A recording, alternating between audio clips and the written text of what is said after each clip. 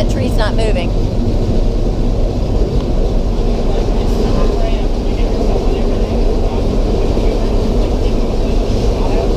Thanks, hubby. This was great. Hello.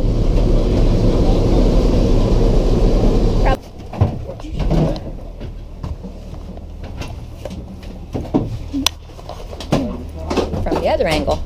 So that's where I sat.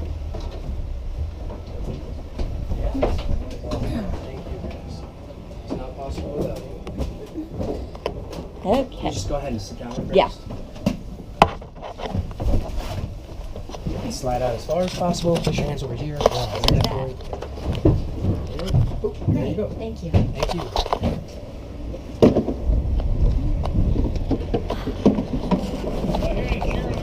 Woohoo! Woo! Way cool. Amazing. Hey, hook me, guys. I'll just go out. Which way will I go out? I'm not sure which way I'll go out. I'll just get behind you. Thank you. So how was it for your first flight? Amazing. It was amazing. Yep, absolutely.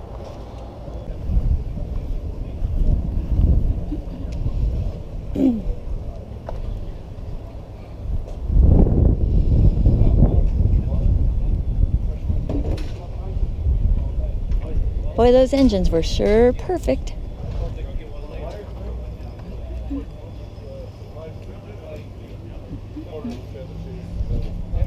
He'll go next time. Hey, come up here, you guys, a little bit.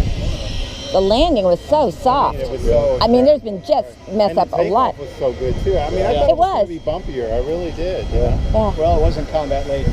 No, but still. Oh, this is my dad Lighter than I thought. right here. Awesome. So Tom Oliver wrote a small booklet. Smoother landing than Delta. Yeah. Yeah. I'd like to pat myself on the back, but that's just, big tires, different kind of landing gear. It wasn't, those guys were good too. What was your observations or what surprised you? I just love being able to climb into the turret. I get a full view. They've flown the Yankee landing once before, and that didn't compare to this in terms of the ability to get hands on. Like, they didn't have the waist gunners, you couldn't get into the tail gun or anything like that. So the ability to get around. The waist gun kind of scares me. I get closer and I go, whoa. Well, coming through the bomb bay area, fat guys didn't get through. No. Yeah, anybody handed me a hand, I was taking it. In to get through. I was appreciating it. Bail out. No, So oh, imagine no. an airplane that's bucking and, we're where they've got Flight parachutes stuff. on and stuff like that. The airplane's unstable and they're trying to get out there or they're trying to get out here or anywhere they can. No.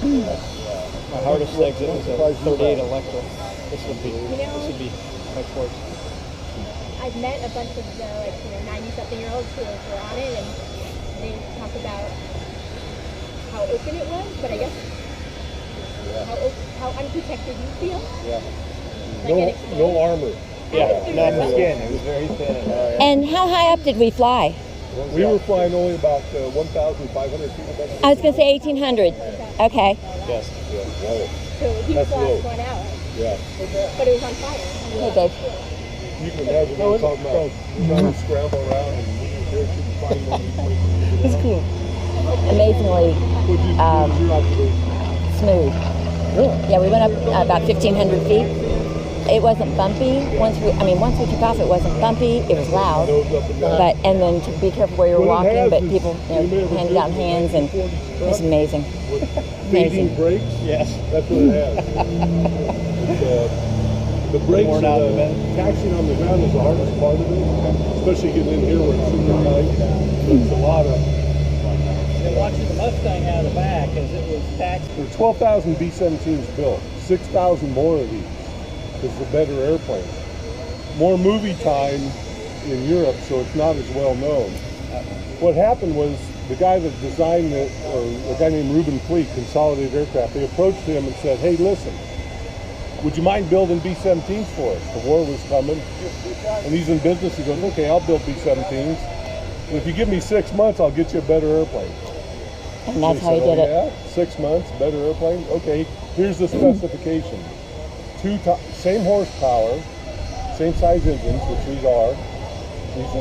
Those are Wrights, but they're 1,200 horsepower each. Double the bomb load, 40 miles an hour faster, 5,000 feet higher, longer. And he did that. Wow. So if you look at the Bombay, there's exactly two of what is the single one in the B-17, so it carries double.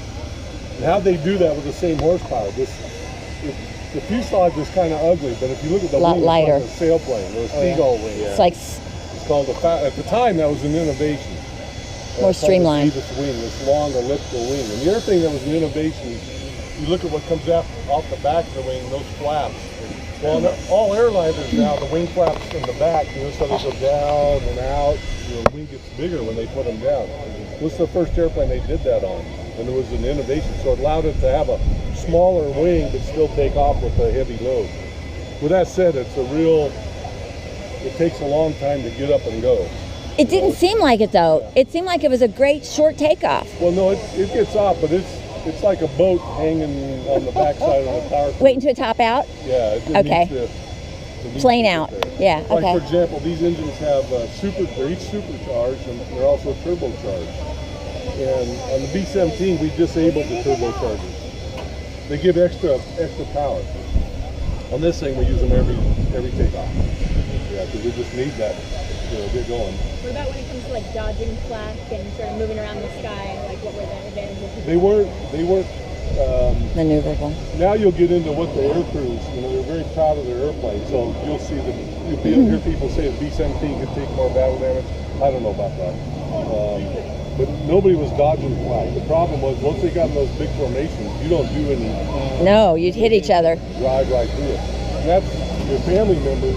That's the scary part. You're seeing stuff come up in front of you, and You gotta not hit them. Kind of ignore it and just drive on, right? And that's the hard part for them mentally. My grandpa was solo, like the solo. So Single. Yeah. Yeah. And where was he flying? Over France. Central France. Dropped through. Yeah. This plane, Witchcraft, is that the number of missions that actually... Yeah, so, when two things I said, Witchcraft is a popular song with teenagers in high school in 1940s, Frank Sinatra. So it's not about sorcery. But not this airplane, but this paint job.